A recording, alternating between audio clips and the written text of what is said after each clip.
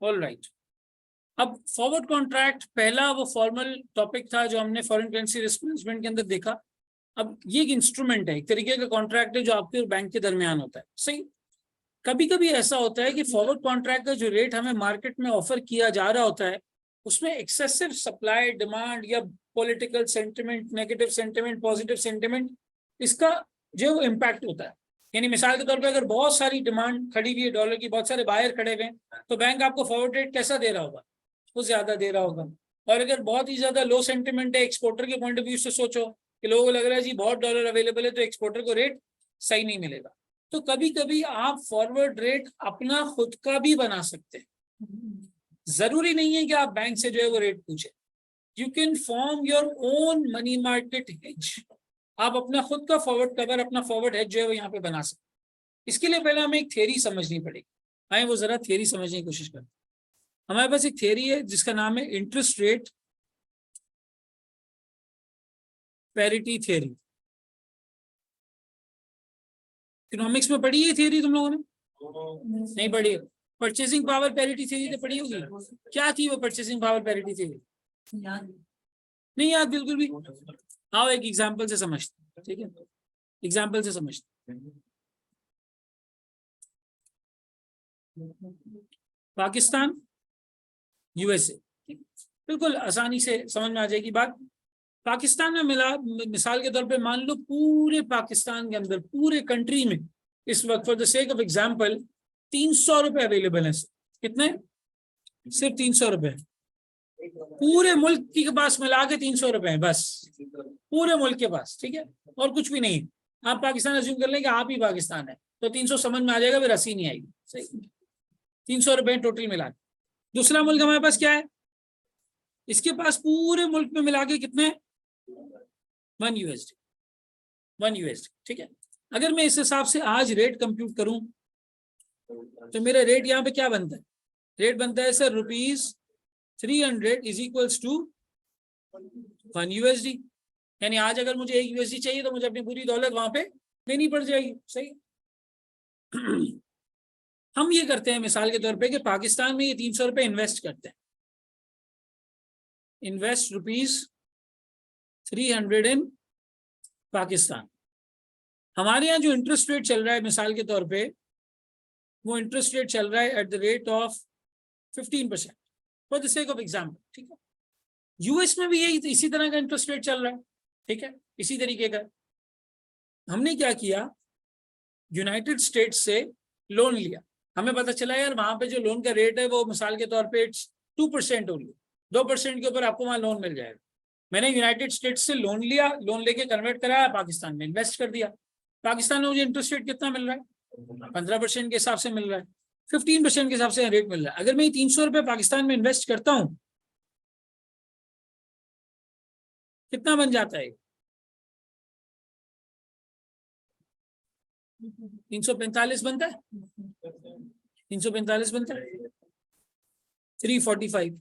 और अगर इसी तरीके से मिसाल के तौर पे मैं 1 USD यूएस में इन्वेस्ट करता हूं, इन्वेस्ट 1 USD इन यूएसए, वहां मिसाल के तौर पे मेरे पास इंटरेस्ट रेट चल रहा है 2%, ठीक है? 2% चल, तो मेरे पास यहाँ पे रेट क्या बन जाएगा? 1 मल्टीप्लाई बाय 1 प्लस 2%, कितना हो गया? 1.02। अब ये 300 रुपए कुल मिला के पाकिस्तान में मौजूद थे, हमने इन्वेस्ट किए, कितने हो गए? 345। हुकूमत ने इसके ऊपर हमें 15% सूद छाप के दे दिया, नोट छाप के दे दिया।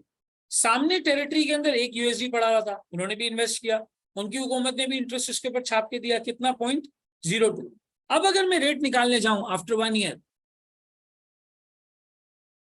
रेट आफ्टर 1 ईयर, तो अब वो रेट क्या बनेगा? वो बनेगा सर ₹345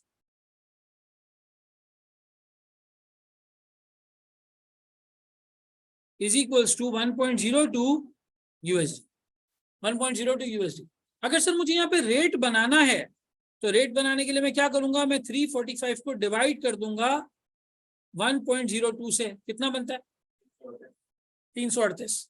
यानी मेरे पास रेट बन जाएगा ₹338 पर USD। ये है interest rate parity theory. Interest rate parity theory ये कहती है कि भाई अगर दो ममालिक के बीच में आपको एक एक्सचेंज रेट एस्टिमेट करना है जिसके अंदर कोई बुरे या अच्छे सेंटिमेंट, डिमांड या सप्लाई या किसी एबनॉर्मेलिटी का इम्पैक्ट ना हो, तो ये देखो कि दोनों जगह पे इंटरेस्ट रेट क्या चल रहा है। एक करेंसी के इंटरेस्ट रेट से वो ग्रो करेगी, दूसरी करेंसी के इंटरेस्ट रेट से ये ग्रो करेगी। इवेंचुअली जाके दोनों को डिवाइड कर दो तो आपके पास आपका एक्सचेंज रेट आ जाएगा। क्या आ जाएगा? Exchange rate. मुझे बताओ इसके अंदर कोई डिमांड सप्लाई का इफेक्ट? नो। इसके अंदर कोई सेंटिमेंट का इफेक्ट? नो। कोई भी ऐसा इफेक्ट नहीं है। इसको ये थियरी कहती है रिस्क फ्री फॉरवर्ड रेट। क्या कहती है? इसको कहा जाता है basically risk free forward rate.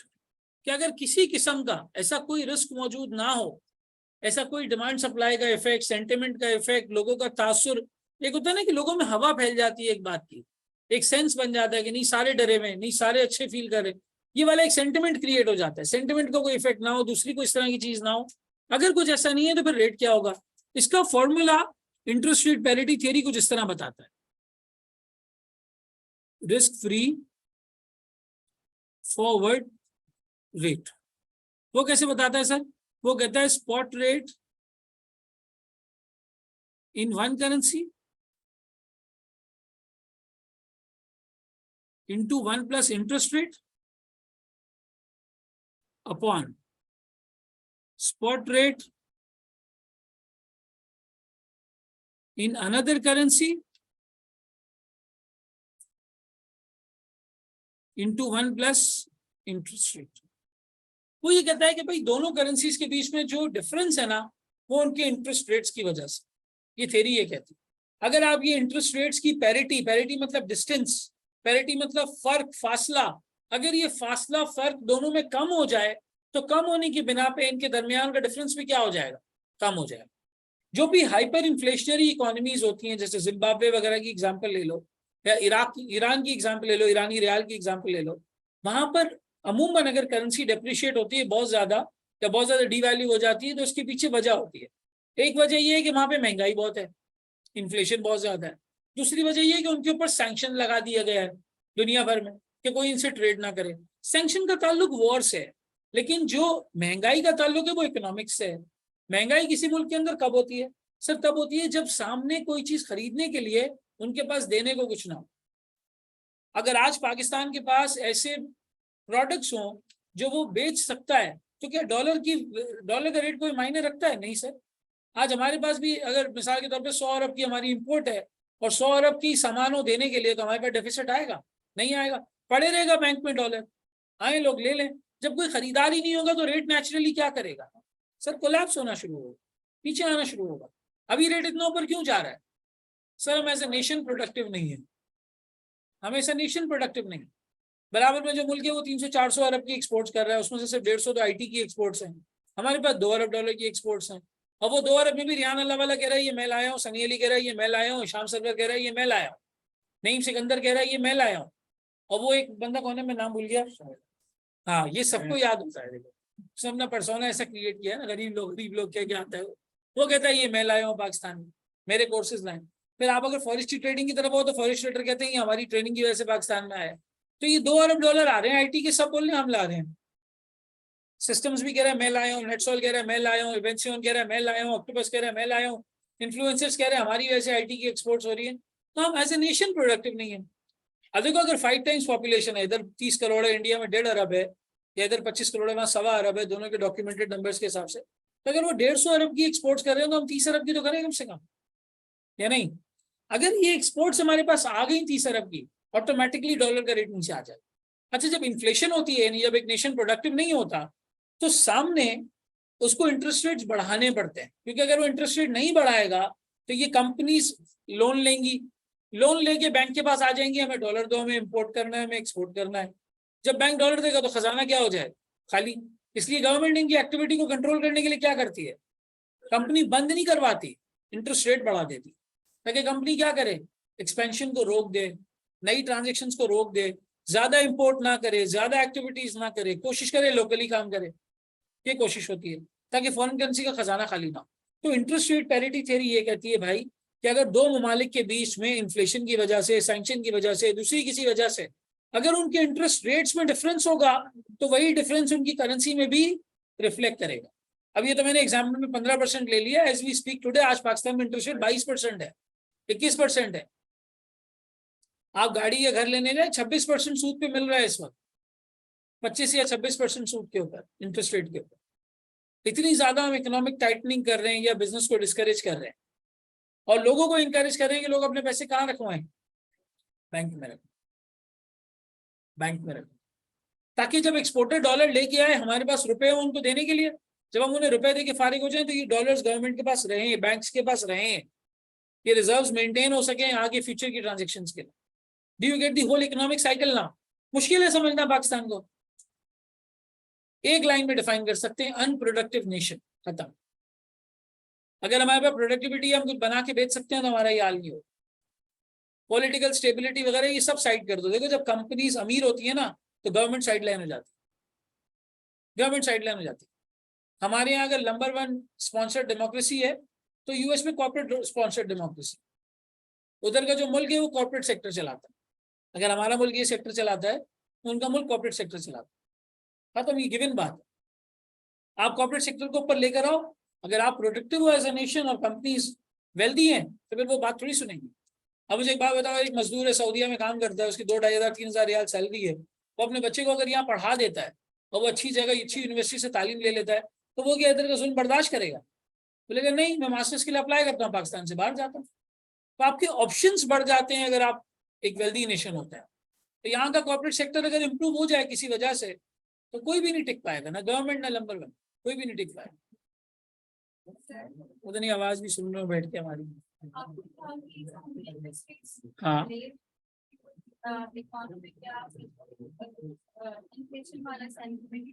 हाँ, इनमें नहीं है, इनमें सप्लाई डिमांड का सेंटिमेंट नहीं है, इंटरेस्ट रेट का है। इंटरेस्ट रेट तो डिपेंड ही इन्फ्लेशन पे करता है, ये है। लेकिन जैसे एक बात होती है ना कि यार एकदम से आपने सुबह एक न्यूज फैला दी कि जी अगले हफ्ते $300 मिलियन की जरूरत पड़ने वाली है और पाकिस्तान में डॉलर नहीं है, तो क्या करेंगी कंपनीज जिनके पोर्ट पे कंसाइनमेंट फंसे हुए हैं या जिनका जहाज आने वाला है रास्ते में या जिन्होंने ऑर्डर कर दिया है सामान, तो क्या करेंगे? वो सारे डॉलर लेने के लिए भागेंगे। जब वो सब डॉलर लेने के लिए भागेंगे तो डॉलर में एक आर्टिफिशियल अपसर्ज नजर आएगा, जो किसकी वजह से होता है? जो सेंटिमेंट की वजह से होता है। इस फॉर्मूले में उस सेंटिमेंट का इंपैक्ट नहीं है, इस फॉर्मूले के अंदर उस सेंटिमेंट का इंपैक्ट नहीं है। ये कहलाता है रिस्क फ्री फॉरवर्ड रेट, कि जब आपकी मार्केट में कोई इनएफिशिएंसी ना हो, कोई थर्ड फैक्टर ना हो, तो बाय डिफॉल्ट इकोनॉमी के लिहाज से आपका रेट ये होना चाहिए। और यही चीज अगर परचेसिंग पावर पैरिटी थ्योरी से देखो तो जहां तुमने इंटरेस्ट रेट लिखा है वहां इन्फ्लेशन रेट आ जाता है। इसी फॉर्मूले में जहां हमने इन्फ्लेशन रेट लिखा है, इंटरेस्ट रेट लिखा है, वहां इन्फ्लेशन आ जाएगा। नॉर्मली मुल्कों में जो इन्फ्लेशन रेट होता है इंटरेस्ट रेट उसके आसपास ही रहता है। कुछ पूछना आपको? कोई सवाल? हाँ कुछ पूछ रहे। सॉरी, ये असम्पशन है ना कि हमने जैसे सोचा कि 3 महीने बाद रेट ये होगा तो रेट सेम रहना चाहिए, रेट सेम रहना चाहिए। मतलब हमने यहाँ पे सोचा कि रेट इंटरेस्ट रेट सेम रहना चाहिए। जब हमने 3 महीने बाद का सोचा है, साल के बाद का सोचा है हमने, साल के बाद का सोचा है, तो रेट सेम रहना चाहिए। कौन सा रेट? जो हमने सोचा है जैसे 2%। नहीं, ये जो स्पॉट रेट है ना, ये एक आइडियल एनवायरनमेंट के अंदर थोड़ा थोड़ा करके बढ़ता रहेगा। ये ऐसा नहीं होगा कि 1 जनवरी पे ये 300 था और 31 जनवरी पे अचानक से 338 हो गया या 31 दिसंबर में 338 हो गया। ये स्टेडली थोड़ा थोड़ा थोड़ा थोड़ा करके बढ़ता जाएगा। यानी कि अगर ये सिर्फ 3 महीने का कैलकुलेट करना है तो फॉर्मूले के न्यूमरेटर और डिनोमिनेटर के अंदर इंटरेस्ट रेट मल्टीप्लाई बाय 3/12 कर देंगे। दैट्स इट, 3/12 कर देंगे। इंटरेस्ट रेट अगर चेंज हो रहा है तो एक्सपेक्टेशन बदलती जाएगी। अगर इंटरेस्ट रेट चेंज हो रहा है, नॉर्मली जो स्टेबल इकोनॉमीज होती है वहां पे इंटरेस्ट रेट क्या होता है? स्टेबल होता है, चेंज नहीं होता। कोई 25-20 साल तक, 15-20 साल तक यूएस के अंदर इंटरेस्ट रेट्स नियर टू 1-2% ही थे, हिलते ही नहीं थे, क्योंकि उनकी इन्फ्लेशन क्या थी? 2%। क्यों? उन्होंने वादा किया हुआ था पीछे, किससे? अरबों से, भाई तुम हमारी करेंसी में तेल बेचो, हम 2% ज्यादा इन्फ्लेशन आने नहीं देंगे। सारी टेक्नोलॉजी वहां लेके आए, दुनिया के बेहतरीन दिमाग वहां पे लेके आए, पॉलिटिकल स्टेबिलिटी क्रिएट की, इकोनॉमिक स्टेबिलिटी क्रिएट की और इन्फ्लेशन को 2% से हिलने नहीं दिया। वही यूएस लोग करते हैं। यूएस सिर्फ जंग पे नहीं बना है, दिमाग लगाया उन्होंने कि वो अपनी इन्फ्लेशन को 2% के अंदर कैसे रखे। अब सही दिमाग लगाया, गलत लगाया, जो भी किया, खड़ा तो है ना अपने उस अपनी इस करेंसी के ऊपर। तो स्विफ्ट का सिस्टम है, कोई दुनिया में कुछ करता है वो उसके डॉलर रोक देते हैं। रशिया के रोक दिए, इराक के रुके हुए हैं, सॉरी ईरान के रुके हुए हैं, जो सैंक्शन लगा हुआ है उसके ऊपर। अभी रिसेंटली किसी मुल्क का मैंने सुना था कि उनके भी, अफगानिस्तान में तो कुछ भी नहीं है यार, उसके डॉलर रोक दिए उन्होंने। अब जो लोग इंटरनेट पे कंपैरिजन कर रहे होते हैं ना कि हमारा रुपए जो है वो $300 का, और अफगान अगर तुम देखो तो अफगानिस्तान की करेंसी उसमें $90 का है। क्यों है ये पैरिटी? अरे इसलिए क्योंकि उन्होंने इंपोर्ट ही नहीं किया अभी कुछ। वहां पे इकोनॉमी खुलेगी, इंफ्रास्ट्रक्चर बनेगा, डेवलपमेंट होगी, तो क्या वो हर चीज खुद बना लेंगे? नहीं, वो क्या करेंगे? इंपोर्ट। फिर पता चलेगा वहां रेट क्या है। अभी वहां रिस्क फ्री फॉरवर्ड रेट थोड़ी है। अभी जो उनका करेंसी रेट है अफगानिस्तान के अंदर, वो आज का टेम्पररी रेट है जिसमें इकोनॉमी कुछ भी नहीं। वो पाकिस्तान से सीमेंट ले रहे हैं, उन्हें कोयला दे रहे हैं, करेंसी आने ही नहीं दे रहे बीच में, फॉरेन करेंसी। पीकेआर फॉर्म में हमसे सीमेंट लेते हैं, पीकेआर फॉर्म में हमें कोयला दे देते हैं, करेंसी वापस हो जाती है टेक्निकली। समझ में आई बात? नहीं समझ आई? भाई सीमेंट बेची, पीकेआर ले लिया, पीकेआर दिया, कोयला ले लिया, एक तरीके से बार्टर कर लिया, बीच में नाम का पीकेआर है। हमें वो कोयला दे रहे हैं और सीमेंट हमसे ले रहे हैं। जो पैसे हम उन्हें कोयले के पे करते हैं वो हमें सीमेंट के लिए पे कर देते हैं और हमसे सीमेंट लेके चले जाते हैं। वो सीमेंट से बेसिकली वो वहां पे डेवलपमेंट करने की कोशिश करते हैं। तो वहां पे अभी वो इंफ्रास्ट्रक्चर बना ही नहीं है जो आप बोलोगे यार। एक तो पोर्ट नहीं है वहां पे, सारी इंपोर्ट यहाँ होती है, स्मगलिंग के सारे काम इस बॉर्डर से हो जाते हैं। तो कहाँ से उनकी करेंसी डेप्रिशिएट होगी बताओ? कहाँ से डेप्रिशिएट होगी? उनका जो इंपोर्ट का सामान आता है वो हमारे पोर्ट पे आता है, पेमेंट हमारे यहाँ का आदमी करता है, डॉलर वो यहाँ से इस्तेमाल करता है, इधर से उसकी पेमेंट होती है, बाय लैंड उनको जाता है, वो पीकेआर पे कर देते हैं या जो भी करेंसी पे कर देते हैं, कुछ थोड़ा वो ओपीएम दे देते हैं सूंघने के लिए। सही है ना? तो 2-3 चीजें वहां से मिल जाती है, बार्टर हो जाता है। These are facts, on ground facts. तो ये मॉडल तुम तब तक नहीं समझोगे जब तक तुम इस बात को ना समझोगे करेंसी सिर्फ इंटरेस्ट रेट से मूव नहीं होती है। Supply, demand, sentiment, political conditions, क्या आप वॉर स्टेट में है या ग्रोथ स्टेज में है, क्या कर रहे हैं, इन सब चीजों पे ये डिपेंड करता है, सारी चीजों पे डिपेंड करता है। समझ में आती है बात?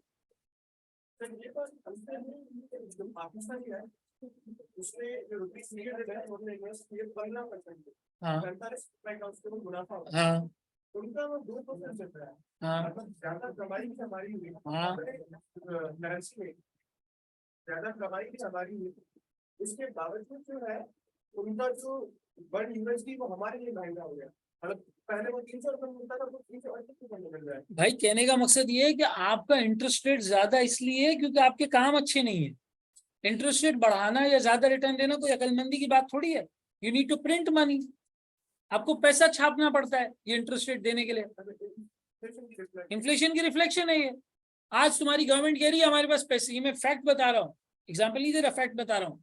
परसों की न्यूज है, परसों या कल की न्यूज है, गवर्नमेंट इज सेइंग कि हम पाकिस्तानी पब्लिक से 9.4 ट्रिलियन रुपीज उधार लेंगे। कितने? 9.4 ट्रिलियन रुपीज, 94 खरब रुपए। पैसे नहीं है गवर्नमेंट के पास, पैसे ही नहीं है गवर्नमेंट के पास। अब वो क्या होगा? वो बैंक कहेगा जी 22% का सूद या 20% का सूद। लोग क्या करेंगे? पैसे जाके 5 साल के लिए लॉक करा देंगे। बैंक क्या करेगा? उन पैसों को गवर्नमेंट को दे देगा। ये कंपनी को तो मिलेंगे ही नहीं, तो कहां से इकोनॉमी चलेगी तुम्हारी? किधर से पहिया चलेगा? तरीका क्या होता? जो जनरल पब्लिक है वो डरती है पैसे इन्वेस्ट करने से, जनरल पब्लिक बैंक में रखवाती है। बैंक के पैसे किसको देती? बिजनेस सेक्टर को। बिजनेस का पहिया चलता है, उससे एम्प्लॉयमेंट होती है, उससे डेवलपमेंट होती है, उससे ग्रोथ होती, उससे आप आगे बढ़ते, सारी चीजें उससे होती। यहाँ क्या हो रहा है? रिस्क फ्री रेट इतना ज्यादा, लोग बैंक में रखवाते हैं, लेकिन बैंक ये पैसा देता है गवर्नमेंट को। गवर्नमेंट उससे क्या करती है? गवर्नमेंट उससे ऐसे इदारे की सैलरी देती है जिसके लोग आते ही नहीं, जिसके लोग आते ही नहीं है। अब जो लोग काम नहीं कर रहे उन्हें सैलरी मिल रही है, ये सैलरी लेकर वो कहाँ जा रहे हैं? मार्केट में जा रहे हैं। वो मार्केट में जाकर गंदुम दो। अब गंदुम मैन्युफैक्चर करने वाली जो कंपनी है उसको पैसे मिल नहीं रहे, गंदुम इंपोर्ट हो नहीं रही, और इधर वो खड़ा है कि गंदुम दो। अब एक गंदुम की थैली के खरीदार खड़े हो गए 15, एक दूसरे को मार दिया। This is what Pakistan is facing at the moment. तो हमारा जो आज 300 रुपए डॉलर का रेट आपको नजर आ रहा है, this is not a risk free forward rate. इसीलिए सागदार टीवी पे चिल्लाता रहता है कि डॉलर का रेट 180 है, 180, 180 है। वो एक ऐसे फॉर्मूले से कैलकुलेट करके लाया है जिसको वो रियल इफेक्टिव एक्सचेंज रेट कहते हैं, रियर। अब वो रियर का अलग फॉर्मूला होता है, मैं कभी सिखाऊंगा। वो इस तरह का एक मॉडल है, समझो। तो ये मॉडल के बारे में ये बात याद रखो कि इसमें सिवाय इंटरेस्ट रेट के और कोई फोर्स नहीं होती, और कोई फोर्स इसके अंदर शामिल नहीं होती। इसका सिंपल मतलब यह है कि एक इकोनॉमी और दूसरी इकोनॉमी के दरमियान जो एक्सचेंज रेट्स हैं उनके बीच का डिस्टेंस या डिफरेंस खत्म हो जाएगा अगर उनके इंटरेस्ट रेट्स का डिफरेंस क्या हो जाए, खत्म हो जाए, खत्म हो जाए। अब इसमें कमाई कैसे होती है वो समझना, कमाते कैसे हैं इसके अंदर। मिसाल के तौर पे इनको आप जानते हैं, ये अल्लाह बख्श चांडिया साहब है हमारे, ये चले गए यूएस। डर गए भाई, ये पाकिस्तान के हालात देख के डर गए, इन्होंने सब कुछ बेचा बाचा, बैरिया टाउन का घर वर सब बेचा, हुंडी करा के ये पैसे जो है वो ले गए वहां पे। अब इन्हें पता चला कि भाई यूएस में जो इंटरेस्ट रेट्स हैं वो है मिसाल के तौर पे 3%, आसानी के लिए। इन्होंने क्या किया, इन्होंने बोला भाई पाकिस्तान में तो 20% का सूद मिल रहा है, जबरदस्त हो गया, डाटो सुठो काम हो गया, हम ये काम करते हैं, हम लोन उठाते हैं यूएस में। इन्होंने लोन उठाया, लोन इन यूएसए। कितना उठाया, बहुत आसान, $1000, 1000 USD का लोन उठाया। कितने इंटरेस्ट रेट के ऊपर, 3% के इंटरेस्ट रेट के ऊपर, at the rate of 3% interest rate. सही है, आगे आ जाओ। अब आगे क्या हुआ, इन्होंने ये पैसा कन्वर्ट करवाया into PKR, convert into PKR, ठीक है। ये कन्वर्ट करवाया आज के रेट पे, मिसाल है आज का रेट चल रहा है 280, एक एग्जांपल ले लेते हैं, 2,80,000।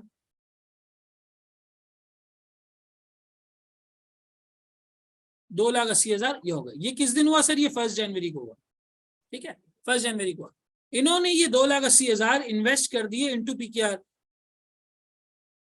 Invest this PKR for 1 year at the rate of 20% interest rate. इन्होंने 20% पे इसको जो है वो इन्वेस्ट कर दिया। कितना अमाउंट बनता है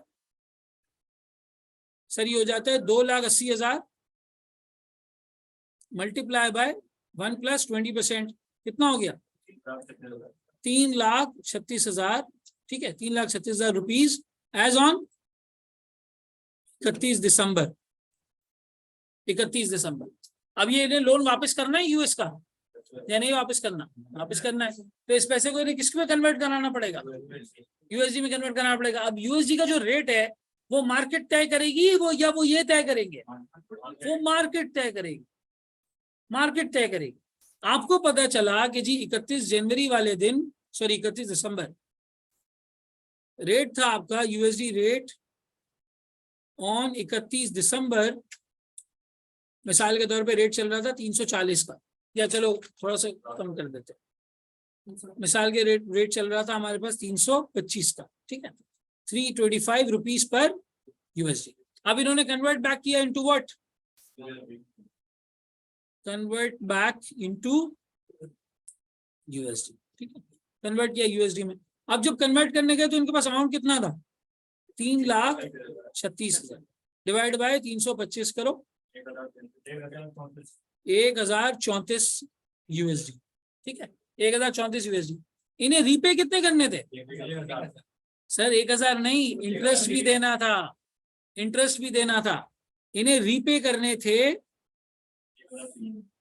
1,000 मल्टीप्लाई बाय 1.03, 1,030, और यहाँ इन्हें रिसीव कितने हुए सर, रिसीव हुए 1,034। गेन कितने का हुआ,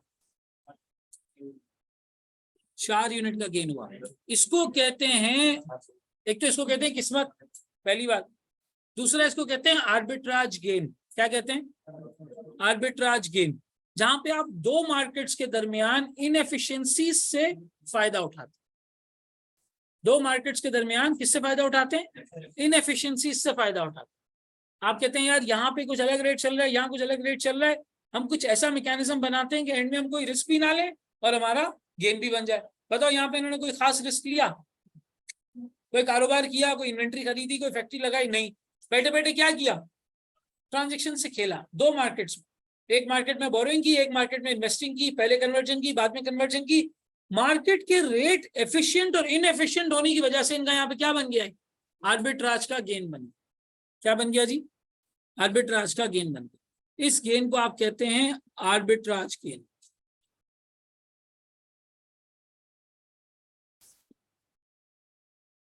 इसमें कभी कभी लॉस भी हो सकता है, बिल्कुल विदहोल्डिंग टैक्सेस और ट्रांजैक्शन कॉस्ट होती है, कंट्री टू कंट्री वेरी करती है। एक सवाल आया हमारे पास, बिल्कुल वो वेरी करती है, लेकिन अभी हम उसको अकाउंट फॉर नहीं करते। रिस्क फ्री फॉरवर्ड रेट के अंदर ट्रांजैक्शन कॉस्ट है, ये चीजें कुछ भी अकाउंट फॉर नहीं होती।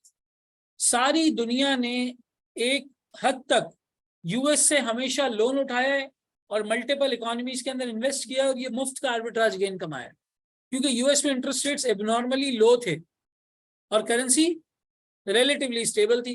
वो वहां से कन्वर्ट कराते थे, कन्वर्ट करा के ऐसे ममालिक में इन्वेस्ट करते थे और यहाँ से गेन बनाने की कोशिश करते, यहाँ से गेन बनाने की कोशिश करते।